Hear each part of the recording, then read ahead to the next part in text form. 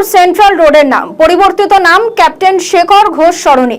জানা গিয়েছে কার্গিল যুদ্ধের বীর সৈনিক শহীদ ক্যাপ্টেন শেখর ঘোষের নামেই করা হলো ব্যারাকপুর সেন্ট্রাল রোডকে।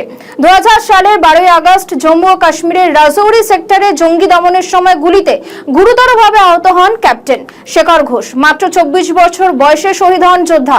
ওই রাস্তায় নতুন ফলক উন্মোচন করে রাস্তার নামকরণ করেন শহীদ ক্যাপ্টেন শেখর ঘোষের মা ইরা ঘোষ। উপস্থিত ছিলেন বিজেপি বিধায়ক কৌস্তব বাগচিও।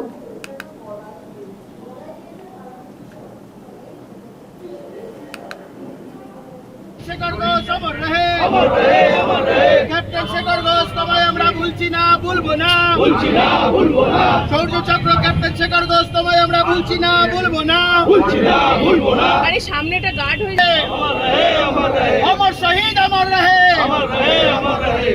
শেখর ঘোষের রক্ত হবে দেখো ব্যর্থ। ভারত মাতা কে, ভারত মাতা কে।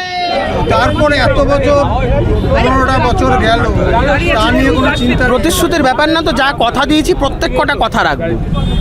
জনগণের সামনে কথা দিয়ে প্রতারণা করার মতন ব্যক্তি কৌস্তব বাগচি নয়। যা বলেছি তাই তাই করব।